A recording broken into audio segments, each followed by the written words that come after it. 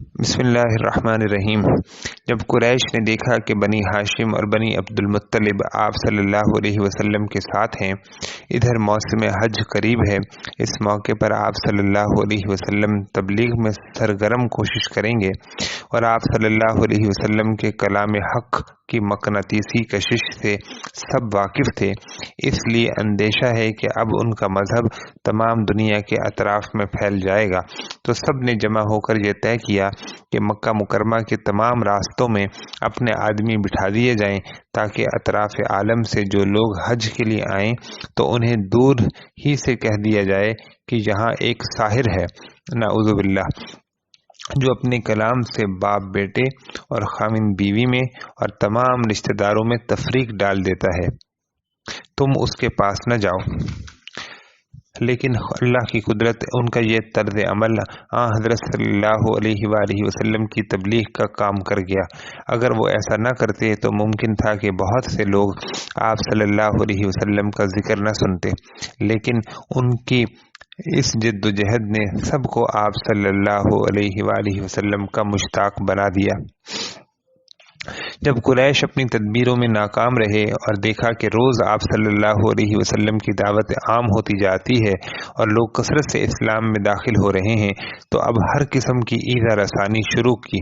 مکہ کے چند اوباش لوگوں کو جمع کر کے اس پر آمادہ کیا کہ وہ آپ صلی اللہ علیہ وآلہ وسلم کا ہر مجلس میں استہزاء کریں اور جس صورت سے ممکن ہو آپ صلی اللہ علیہ وآلہ وسلم کو تکلیف پہنچائیں۔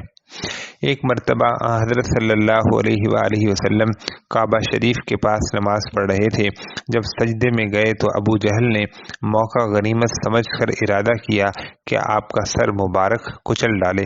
مگر جب پتھر لے کر آپ صلی اللہ علیہ وسلم کے قریب پہنچتا ہے تو ہاتھ کانپ جاتے ہیں، پتھر ہاتھ سے گر جاتا ہے، رنگ فک ہو جاتا ہے اور بھاگ کر اپنی جماعت کے پاس آتا ہے اور کہتا ہے کہ جب میں نے آپ صلی اللہ علیہ وسلم کے سر کی جانب ہاتھ بڑھانے کا ارادہ کیا تو ایک عجیب وضع کا اونٹ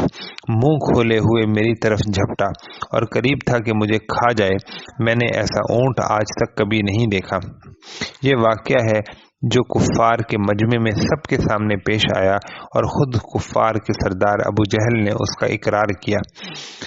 ابو جہل، عقبہ ابن ابی معیط، ابو لہب، عاص بن وائل، اسود بن یغوث، اسود بن عبد المطلب، ولید بن مغیرہ، نضر ابن حارث، یہ لوگ ہر وقت آپ صلی اللہ علیہ وسلم کے در پہ آزار رہتے،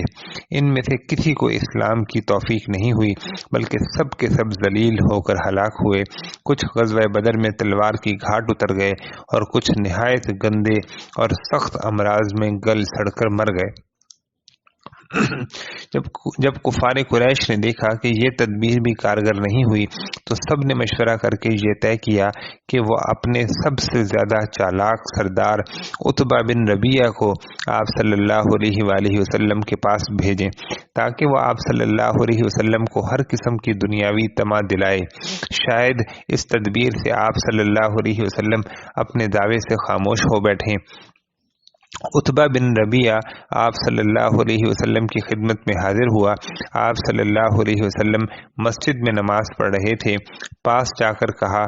کہ بھتیجے، تم حسب و نسب کے اعتبار سے ہم سے بہتر ہو اور اس کے باوجود تم نے اپنی جماعت میں تفریق ڈال دی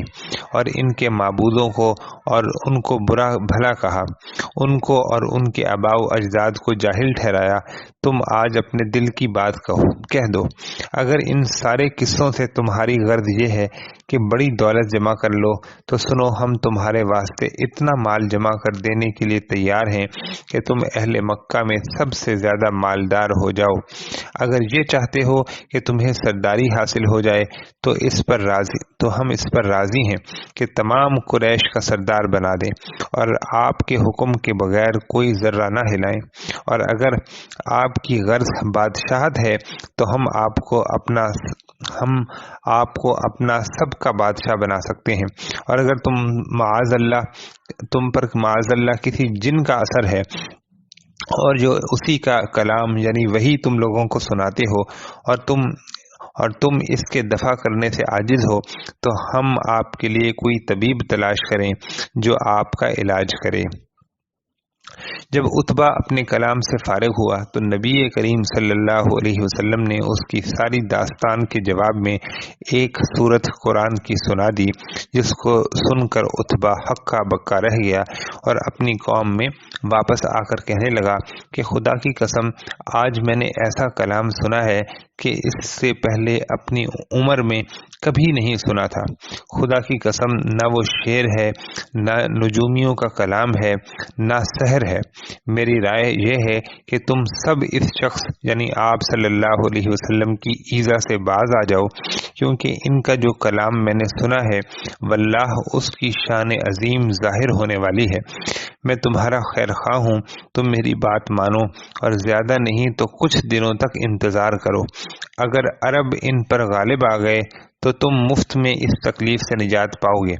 اور اگر وہ عرب پر غالب آ گئے تو ان کی عزت ہماری ہی عزت ہے، کیونکہ وہ ہمارے ہی قبیلے سے ہیں۔ قریش اپنے سب سے زیادہ ہوشیار سردار کی یہ بات سن کر حیران رہ گئے اور یہ کہہ کر جان چھڑائی کہ اس پر محمد نے جادو کر دیا ہے۔ جب قریش کا کوئی ہیلا کارگر نہ ہوا تو اب نبی کریم صلی اللہ علیہ وسلم کے ساتھ آپ صلی اللہ علیہ وسلم کے صحابہ کرام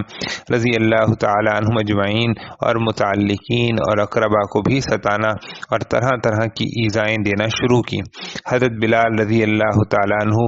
وغیر صحابہ کو سخت ایذائیں دی گئیں۔ حضرت عمار ابن یاسر رضی اللہ تعالی عنہ کی والدہ ماجدہ اسی بنا پر نہایت دردناک طریقے سے شہید کی گئیں، اور یہ سب سے پہلا واقعہ شہادت ہے جو اسلام میں پیش آیا۔ صحابہ کرام رضی اللہ تعالی عنہم کے لیے ہجرت حبشہ کا حکم۔ حضرت صلی اللہ علیہ وسلم اپنی ذات پر ہر قسم کے مظالم اور تکالیف برداشت کرتے رہے، مگر جب صحابہ کرام رضی اللہ تعالی عنہم اور دیگر اقارب تک اس کی نوبت پہنچی اور دیکھا کہ وہ نہایت صبر کے ساتھ تمام مظالم سہنے کے لیے تیار ہیں، مگر اس کلمہ حق اور نور الہی سے منہ موڑنے کے لیے تیار نہیں ہیں جو ان کو آپ صلی اللہ علیہ وسلم کے ذریعے سے وصول ہوا ہے، تو ان حضرات کو اجازت دی کہ ملک حبشہ کی طرف ہجرت کر کے چلے جائیں۔ عطائے نبوت سے 5ویں سال رجب میں 12 مرد اور عورتوں نے حبشہ کی طرف ہجرت کی،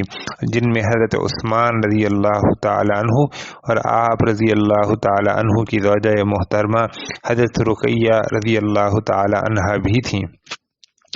نجاشی بادشاہ حبشہ نے ان مہاجرین کا اکرام کیا۔ یہ سب امن و عافیت کے ساتھ وہاں رہنے لگے۔ جب قریش کو اس کی خبر ہوئی تو عمر بن عاص اور عبداللہ بن ربیعہ کو نجاشی کے پاس بھیجا کہ یہ لوگ مفسد ہیں، ان کو اپنی قلم رو میں ٹھہرنے کی اجازت نہ دو، بلکہ ان کو ہمارے سپرد کر دو۔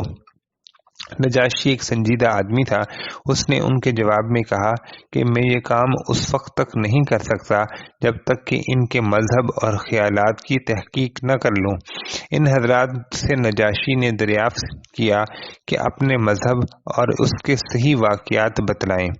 تو حضرت جعفر بن ابی طالب رضی اللہ تعالی عنہ آگے بڑھے اور فرمایا کہ شاہا، ہم پہلے جاہلیت والے تھے، بتوں کی پوجا کرتے تھے اور مردار کھاتے تھے، فحش کاری، قطع رحمی اور بدخلقی میں مبتلا تھے۔ ہمارا قوی ضعیف کو کھا جاتا تھا، یہاں تک کہ اللہ تعالیٰ نے ہماری طرف ایک رسول بھیجا جو ہمارے ہی کنبے سے ہے۔ ہم ان کے نسب اور سچائی، امانت اور عفت کو خوب جانتے ہیں، اور انہوں نے ہمیں اس کی دعوت دی کہ اللہ کو ایک سمجھیں اور اس کے ساتھ کسی کو سہیم و شریک نہ جانیں، اور بت پرستی چھوڑ دیں، سچ بولیں، عزیز و اقارب کے ساتھ صلہ رحمی کریں، پڑوسیوں کے ساتھ اچھا سلوک کریں، اور محرمات سے منع فرمایا، اور خون بہانے اور جھوٹ بولنے اور یتیم کا مال کھانے سے روکا، اور ہمیں نماز، روزہ، زکوٰۃ اور حج کا حکم فرمایا۔ ہم نے جب یہ سنا تو اس پر ایمان لے آئے۔ نجاشی یہ سن کر متاثر ہوا، قریش کے دونوں قاصدوں کو واپس کر دیا اور مسلمان ہو گیا۔ مہاجرین تقریباً 3 مہینے وہاں امن و عافیت کے ساتھ قیام کر کے واپس آ گئے۔ اس وقت حضرت عمر فاروق رضی اللہ تعالیٰ عنہ بھی حضرت صلی اللہ علیہ وسلم کی دعا کی برکت سے مشرف با اسلام ہو گئے۔ اس وقت مسلمانوں کی مردم شماری 40 مرد اور 11 عورتوں سے زائد نہ تھی۔ فاروق اعظم رضی اللہ تعالی عنہ کے داخل اسلام ہونے سے مسلمانوں کو ایک قسم کی شوکت حاصل ہوئی، اور وہ لوگ جو دلائل واضحہ کے ذریعے سے اسلام کی حقانیت کا یقین کر چکے تھے مگر قریش کی ایذا کے خوف سے اسلام ظاہر نہ کرتے تھے، اب اعلانیہ اسلام میں داخل ہونے لگے۔ اس طرح قبائل عرب میں اسلام پھیلتا اور ترقی کرتا رہا۔ جب قریش نے دیکھا کہ حضرت صلی اللہ علیہ وسلم اور آپ کے صحابہ رضی اللہ عنہم کی عزت روز بروز ترقی کرتی جا رہی ہے اور بادشاہ حبشہ نے بھی مسلمانوں کا احترام کیا، تو انہیں اپنا انجام نظر آنے لگا۔ تمام قریش نے یہ طے کیا کہ بنی عبد المطلب اور بنی ہاشم سے مطالبہ کیا جائے کہ وہ اپنے بھتیجے محمد صلی اللہ علیہ وسلم کو ہمارے سپرد کر دیں، ورنہ ہم ان سے بالکل قطع تعلق کر دیں گے۔ مگر بنی عبد المطلب نے اس کو منظور نہ کیا، تو باتفاق رائے یہ عہد نامہ لکھا گیا کہ بنی ہاشم اور بنی عبد المطلب سے بالکل مقاطعہ کیا جائے، رشتے ناطے، نکاح، بیاہ، خرید و فروخت سب بند کر دیے جائیں، اور یہ عہد نامہ بیت اللہ کے اندر معلق کر دیا گیا۔ ایک پہاڑ کی گھاٹی میں آپ صلی اللہ علیہ وسلم اور آپ صلی اللہ علیہ وسلم کے تمام رفقاء اور اقربا کو مقید کر دیا گیا۔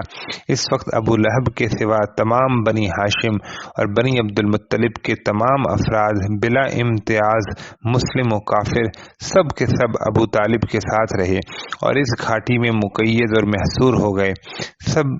سب طرف سے آمد و رفت کے راستے بند تھے، خورد و نوش کا جو سامان تھا ختم ہو گیا، تو سخت اضطراب پیش آیا، شدت بھوک سے درختوں کے پتے تک کھانے کی نوبت آئی۔ یہ حالت دیکھ کر رسول اللہ صلی اللہ علیہ وسلم نے دوبارہ صحابہ کرام رضی اللہ تعالی عنہم کو حبشہ کی طرف ہجرت کرنے کے لیے فرمایا۔ اس مرتبہ ایک بڑے قافلے نے ہجرت کی جس کی تعداد 83 مرد اور 12 عورتیں ہیں، اور پھر اس کے ساتھ یمن کے مسلمان بھی مل گئے جن میں سے حضرت ابو موسیٰ اشعری رضی اللہ تعالی عنہ اور ان کی قوم بھی تھی۔ ادھر نبی کریم صلی اللہ علیہ وسلم اور باقی آل و اصحاب نے تقریباً 3 سال انہی مظالم اور مصائب کے ساتھ بسر کیے۔ اس کے بعد چند آدمی اس عہد کو توڑنے اور آپ صلی اللہ علیہ وسلم پر سے یہ محاصرہ اٹھا دینے پر آمادہ ہوئے، اور حضرت صلی اللہ علیہ وسلم کو بذریعہ وحی بتلایا گیا کہ اس عہد نامے کو دیمک نے کھا لیا ہے اور بجز اللہ کے نام کے اس میں کوئی حرف نہیں چھوڑا۔ آپ صلی اللہ علیہ وسلم نے لوگوں سے بیان کیا، دیکھا تو ٹھیک اسی طرح نکلا جیسا کہ آپ صلی اللہ علیہ وسلم نے بیان فرمایا تھا، الغرض آپ صلی اللہ علیہ وسلم سے محاصرہ اٹھا دیا گیا۔